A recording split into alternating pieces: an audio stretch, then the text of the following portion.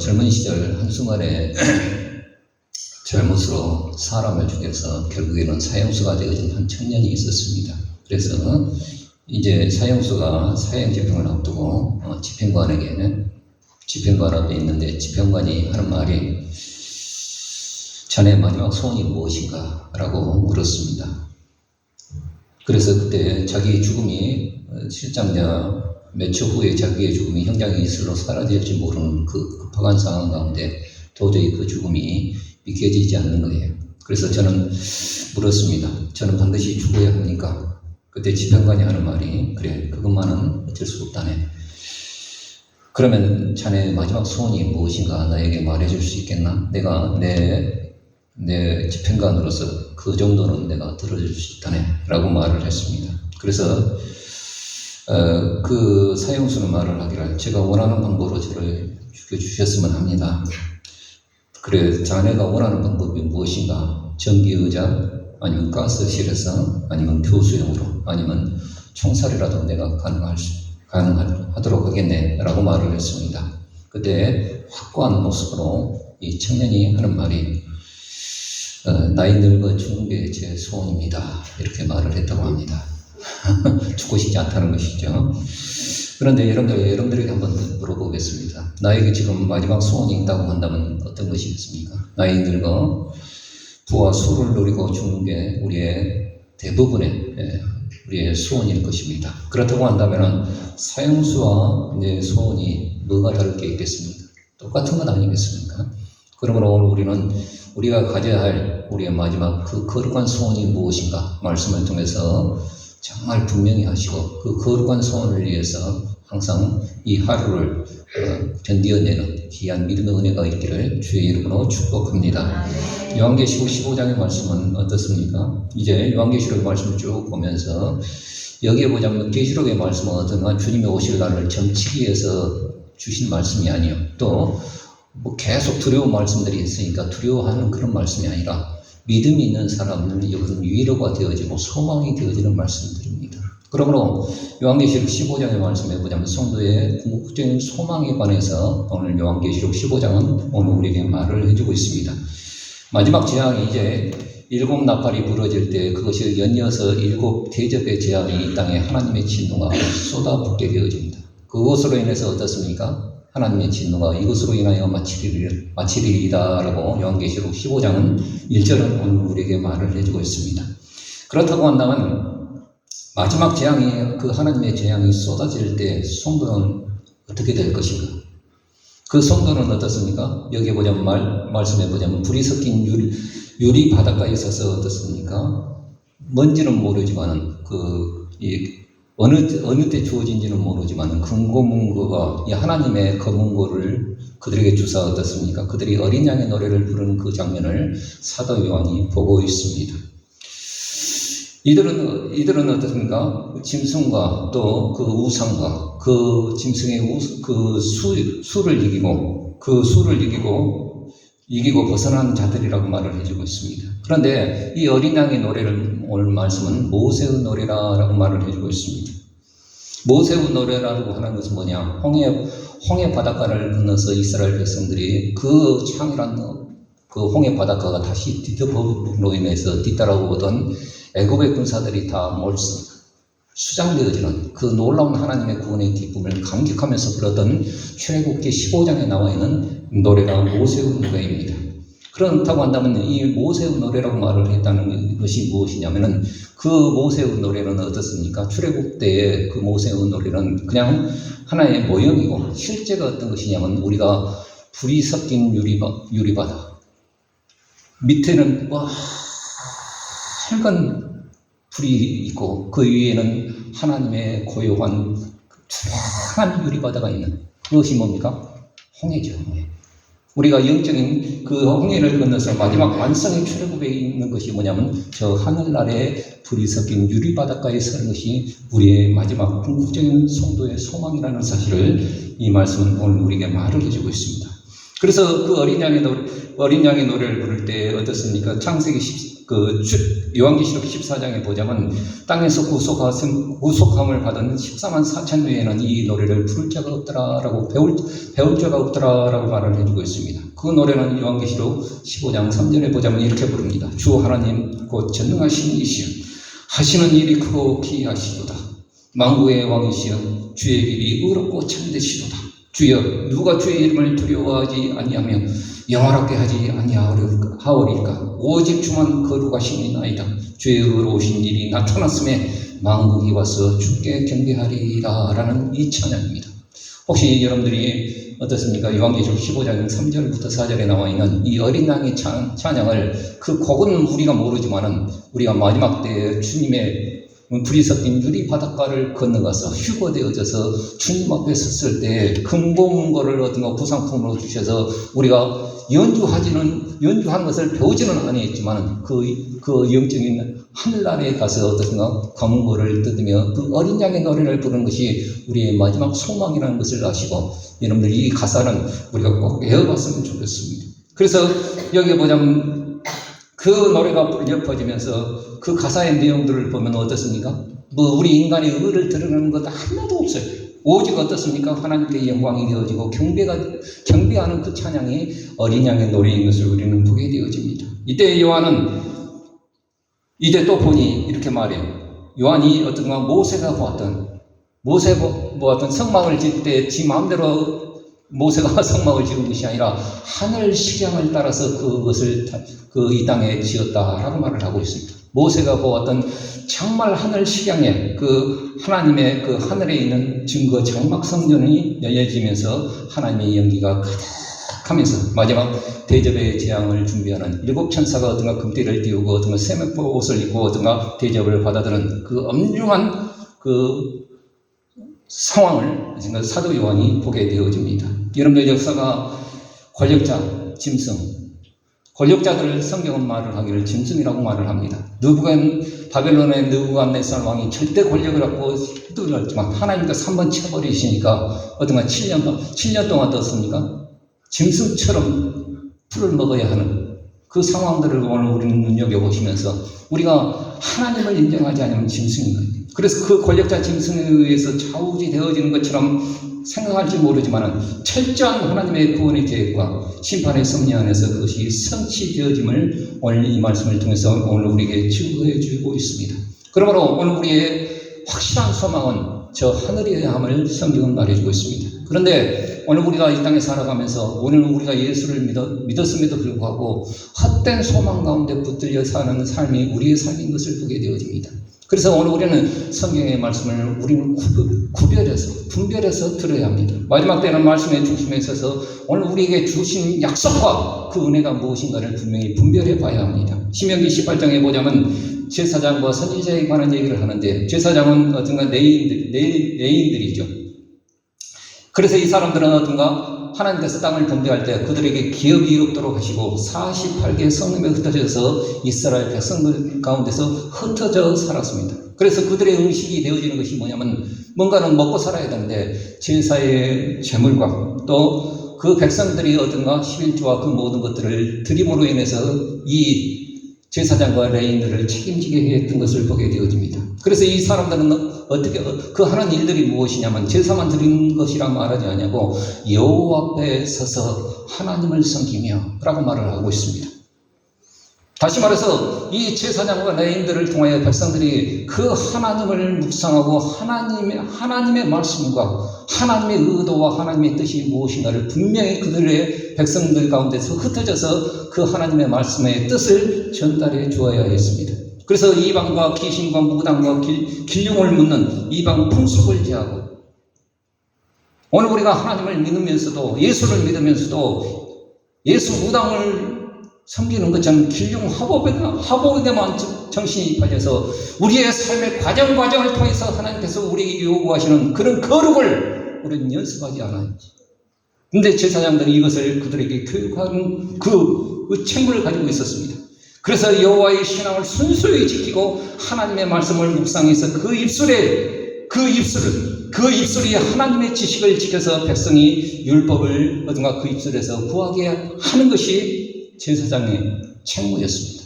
그래서 말라기에 보자면 이제 레인과 언약을 맺었던 그것을 상기하면서 제사장의 책무에 대해서 말하는데 한번 같이 읽어봅시다. 말라기 2장 7절 말씀 시작. 대저 제사장의 입술은 지식을 지켜야 하겠고 사람들이 그 입에서 율법을 구하게 되어야 할 것이면 제사장은 만군의 여호와의 사자가 되면.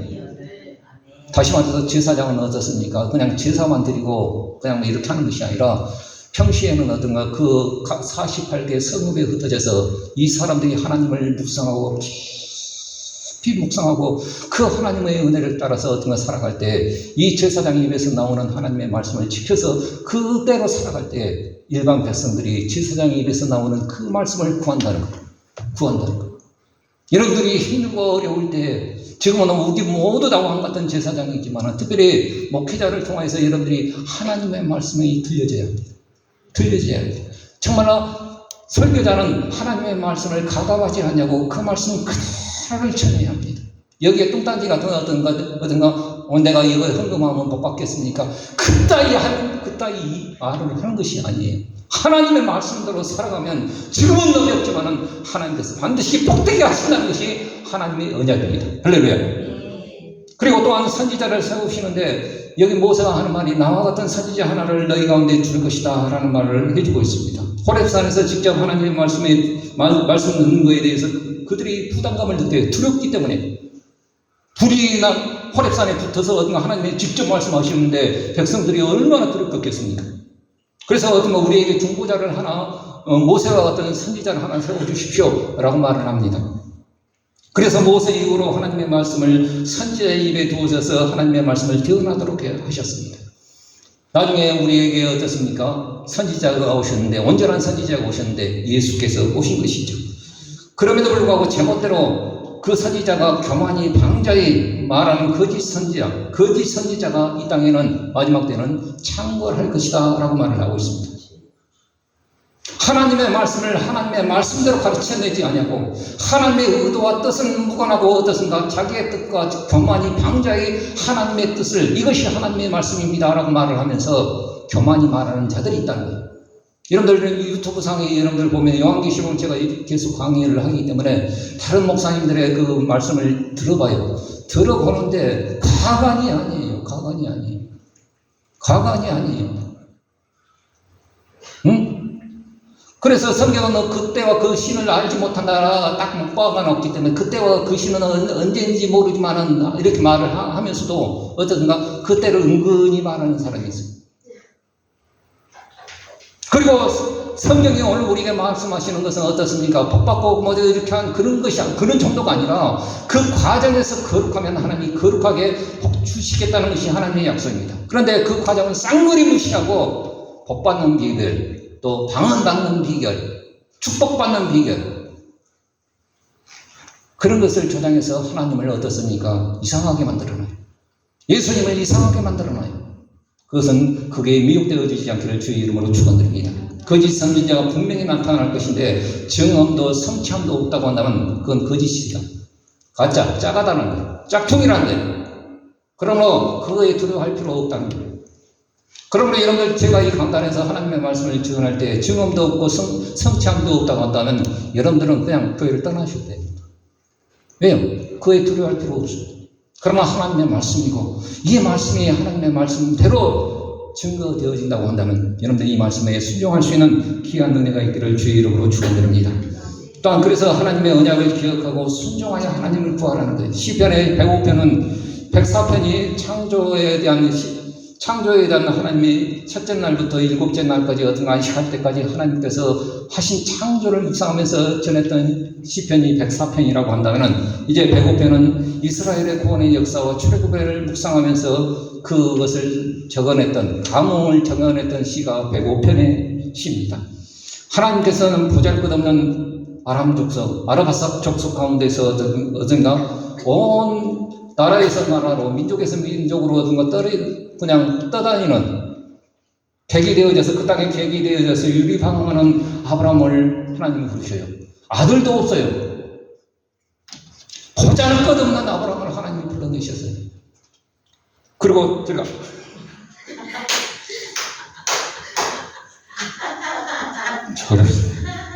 자 그래서 언약하시고 그 아브라함에게 불러내셔 언약하시고 또 이삭에게 맹세하시고 또 그 손자였던 야곱에게 이스라엘에게 세우신 율례를 지키기 위해서 기사와 이적과 그의 입의 판단으로 이어가셨음을 오늘 창세기 말씀을 통해서 우리는 보게 되어집니다.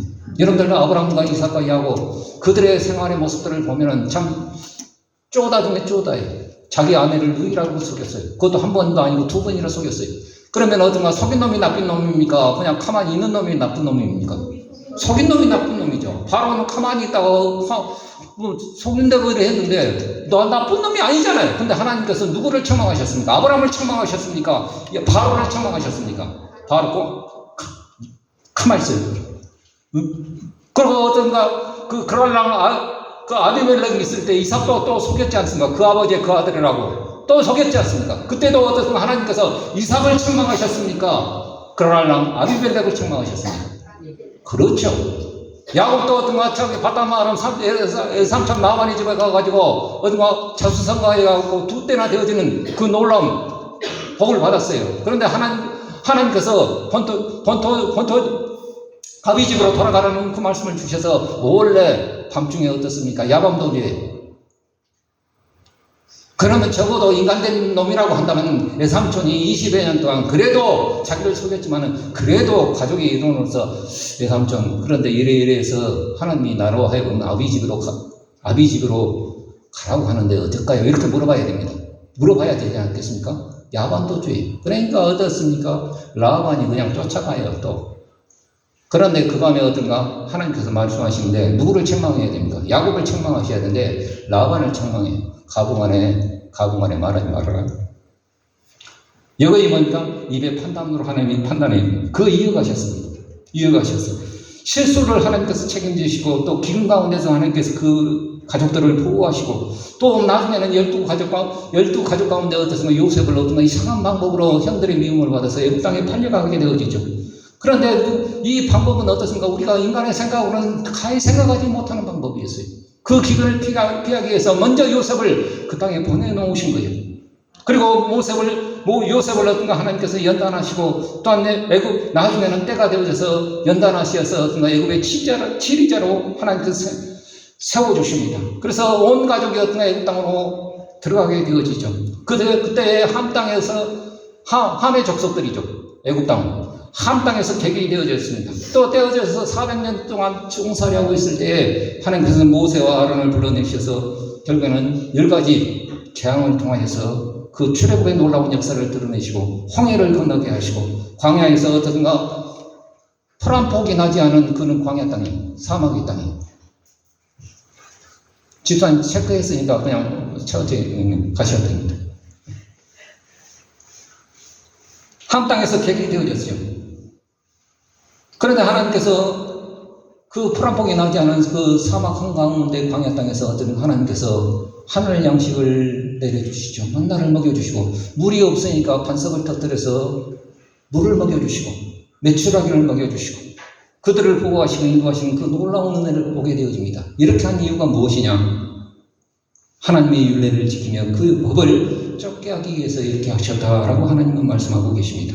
자, 그렇다고 한다면 이런 말씀을 통해서 우리 또한 어떻습니까? 베드로전서의 말씀해 보자면 나그네요 행인 같은 너희를 우리 또한 이 땅에 살아갈 때 우리는 이 땅에 영원히 사는 것처럼 주인님 양 사는 것처럼 살아갈 수 없습니다. 왜요? 우리의 본향은 하늘나라에 있기 때문입니다. 그러면 이 땅에 살아갈 때 오늘 우리는 나그네와 행인 같은 사람들입니다. 그러면 이스라엘 백성들을 어떤가 계기 되었던 그 사람들을 하나님이 보호하시고 인도하신 것처럼 우리 또한 인도하실 것이 분명합니다. 자, 그래서 오늘 우리는 어떻게 해야 되느냐? 오늘 이 땅에 살아갈 때 우리는 하나님의 약속을 믿고 정말 오늘 우리는 장래일을 하나님 앞에 구하며 묻고 그 일을 걸어가야 한다는 사실을 오늘 말씀을 통해서 오늘 우리에게 말해주고 있습니다. 이사야서 45장에 보자면 고레스라는 한 인물이 나올 때 세상은 아무도 몰랐어요. 메대 나라의 저 지방 호족국에 불과한 그 가운데 만다라는 공주가 있는데 하르바고스가 왕의 공주가 하나 있는데 만다네가 어떤 꿈을 꾸고 이제 그런 일들이 나오죠. 지방 호족에 불과했던 고레스라는 인물이 나타나서 메디아라는 나라를 먹고 리디아라는 나라를 먹고 온 제국을 형성하는 그 놀라운 역사를 어떻습니까? 이미 150여 년 전에 하나님께서 이사야라는 선지자를 통해서 예언을 하셨습니다. 그것도 어떤가? 이름까지 정확히 거명을 하며 언급을 하며 고레스, 나의 종, 나의 기름 부음 받은 자 고레스라고 딱 지명하고 있는 거예요. 때가 되었을 때 어떻습니까? 바벨론이 고레스가 침략해서 들어오는데 유프라테스 강이 어떤 해자를 이루면서 딱 천의 이웃사가 되어져서 아무도 공격하지 못해. 그런데 이 유프라테스 강에 어떻습니까? 뒤쪽으로 가자면 어떤가 댐을 딱 폭발을 하면서 그 갈래길이 딱 그러니까 그 바벨론 성으로 들어가는 어떤 길이 보이는 거예요. 그래서 무혈 입성에서 그 딱 들어가지 않습니까? 다른 사람들은 어떤가 제국이 명할 때 어떻습니까? 다 벌법을 떨고 다 죽었다 이렇게 생각이 되어졌는데 유독 성경에는 안 나와 있습니다만은 그 역사서에 보자면 그런 것이 나와요. 다니엘이라는 이 사람 80대의 이놈이 딱 서서 고레스 왕을 빤히 쳐다보면서 이제야 오셨군요 하면서 이사야 45장 고레스라는 이름을 하나님께서 150년 전에 이사야 선지자를 통해서 말씀하셨고 이 자가 나의 기름 부음 받은 자다. 고레스는 하나님을 믿는 사람이 아니에요. 그럼에도 불구하고 하나님이 예언해 놓으신 것을 보게 되어집니다. 하나님의 주권적인 섭리죠. 바벨론이 함락될 때 다니엘은 이 말씀을 듣고 고레스 앞에 딱 당당히 서 있는 것을 보게 되어집니다. 그런데 질그릇 한 조각 같은 이스라엘은 낳은 부모에게 대들듯 어떤가 오늘 우리는 뭐 이렇게 좀 안 되면 왜 나를 낳으셨어요? 왜 나를 그렇게 하셨어요? 이렇게 하는 아주 철없는 아이들이 있죠. 우리 역시도 어떤가 하나님께 대들듯 그렇게 말한다는 겁니다. 토기장이신 그분 앞에 어떤가 질그릇 한 조각 정도도 안 되는 그 인생을 놓고 어떤가 왜 나를 이렇게 해 나오셨어요? 이스라엘 백성들도 하나님 앞에 원망하며 어떻습니까? 왜 오늘 우리가 고난을 당해야 됩니까? 왜 오늘 우리가 나라를 잃어버려야 합니까? 우리가 잘못한 것은 맞는데 왜 하나님이 우리로 하여금 망하게 하셨습니까? 이렇게 하나님 앞에 따진다는 거예요. 그러나 하나님께서 고레스를 통해서 그 해방하신 것, 그 모든 계획이 하나님의 계획 가운데 다 있었다는 사실을 하나님은 이사야 선지자를 통해서 말씀하십니다. 제2의 고레스 예수님께서 성읍을 건축하시고 값없이 해방하시고 천년왕국 때 이방인들이 다시 돌아올 것까지도 하나님은 성경의 말씀을 통해서 다 예언해 놓으시고 지금도 그것을 이루어 가심을 성경은 말해주고 있습니다. 그래서 하나님은 스스로를 어떤가 뭐라고 말씀하시냐? 스스로를 말씀하실 때 나는 스스로 숨어있는 하나님이시다라고 말을 해주고 있습니다. 그런데 이사야 45장을 통해서 계속 반복되어지는 말이 뭐냐면 나 외에는 신이 없다. 나 외에는 내가 신이고 내가 하나님이고 내가 이것을 이루었고 오늘 우리는 하나님을 생각할 때 어쩌다 그렇게 역사를 이루어 가시겠지. 우리가 도저히 생각하지 못한 일들을 하나님께서 이루어 가심을 성경은 말해주고 있습니다. 그러므로 오늘 우리는 어떻습니까? 숨어 계시는 하나님, 스스로 숨어 계시는 하나님처럼 느껴져서 하나님은 내 인생과는 아무런 상관이 없다. 아니 하나님은 그냥 내 인생 가운데 다른 사람 도와줄지라도 하나님 그냥 숨어 계시는 하나님처럼 느껴질지 모르지만 때가 될 때는 분명히 그것을 드러내셔서 그것을 이루어 가시는 하나님이심을 성경은 말해주고 있습니다. 그러므로 그 하시는 그 모든 일들을 오늘 우리는 다 알 수 없고 우리가 깨달을 수 없지만 하나님의 선한 뜻과 그 약속의 신실하심을 믿고 오늘 우리는 하나님 앞에 순종하며 내 장래의 일을 어떤가 하나님 앞에 묻고 가야 합니다. 여러분들 오늘 우리가 장래의 어떤 일들을 오늘 우리는 알지 못합니다. 어떤 사람은 어떻습니까? 점장이 무당한테 가요. 너무 팍팍하니까. 그래서 점장이들은 어떤가 과거 일은 어떤가 귀신같이 맞춰요. 왜요? 그의 사람 흔적과 그 모든 것들을 다 알고 있기 때문입니다. 아니 몇 대에 걸쳐서 다 알고 있기 때문에 딱 귀신같이 맞춰요. 그러나 장래의 일은 하나님만이 엮어가시고 하나님만이 이루어내시는 일이라 귀신은 못 맞춥니다. 맞추더라도 어떤가 어렴풋하게 맞춰.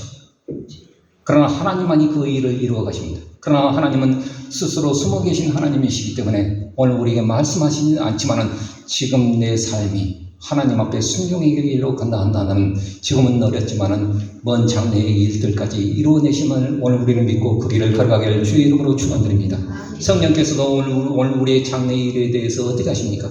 성령께서 우리에게 가르쳐 주신다라고 말씀하셔요. 우리 요한복음 16장의 말씀 한번 같이 읽어봅시다. 시작.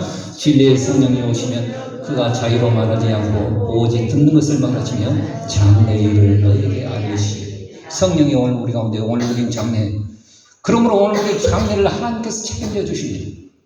그러므로 오늘 우리는 지금은 어떻게 살아야 되냐? 그러한 순종으로 오늘 우리는 살아가야 합니다. 여러분들, 우리는 마지막까지 붙들어야 할 우리의 소망이 무엇일까요?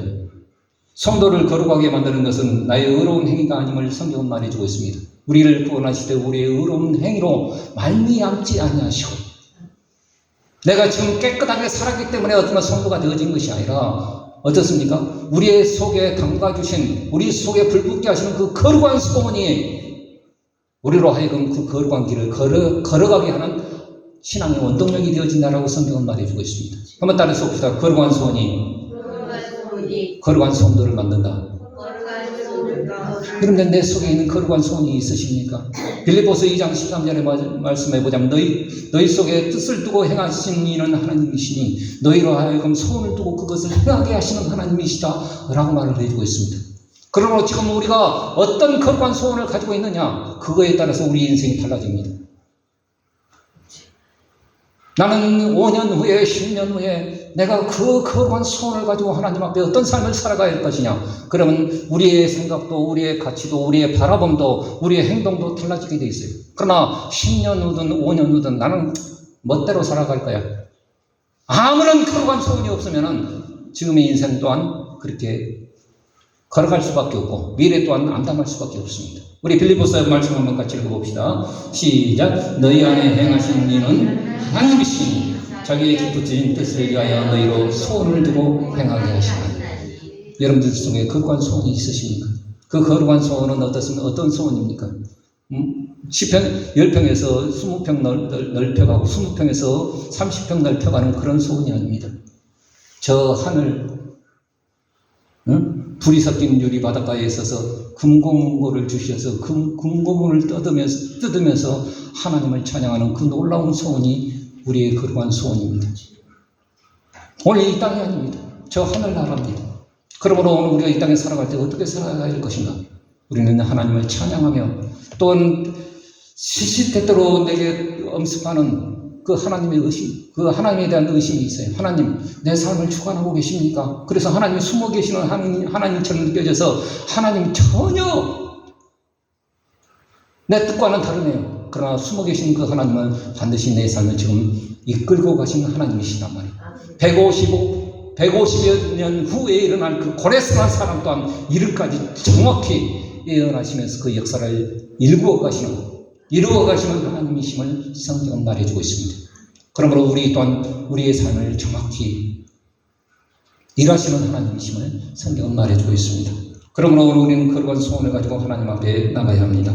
처음부터 그 약속 그대로 이행하시며 성취해 가시는 하나님, 그 영원하신 하나님 앞에 내 앞에 고난과 서름과 눈물과 아픔과 인내까지도 언제 분명히 갚아주시는 그 하늘의 영광을 우리는 소망하며 나가야 합니다. 오늘 우리는 우리의 신앙의 기반이 어떤가? 약속 위에, 하나님의 약속 위에 있어야 합니다. 약속의 기반 위에 있을 때 그 장래일도 의미가 있는 것입니다. 하나님의 선한 뜻이 이루어지기 위해서 오늘 지금 당장 우리가 해야 할 것이 무엇입니까? 지금 이 순간을 하나님의 말씀 앞에 순종하며 나가며 장래일을 모르니까 우리는 답답하죠. 그러나 기도하면서 하나님이 내게 요구하시는 그것을 순종하며 나갈 때 우리의 장래 또한 하나님께서 다 이루어 주심을 우리는 믿고 그 길을 걸어가기를 주의 이름으로 축복합니다. 여러분들, 점쟁이와 무당과 법수무당들은 어떠든가? 결과값만 갖고 어떠든가? 이랬네 저랬네. 당군교회 교주였던 사람이 나중에 전도사가 되어지고 목사가 되어진 사람이 있는데, 이 사람은 귀신이 하룻밤도 어딘가 제대로 재우지 않고 그냥 공동묘지에서 기도를 시키는 거예요. 3년간.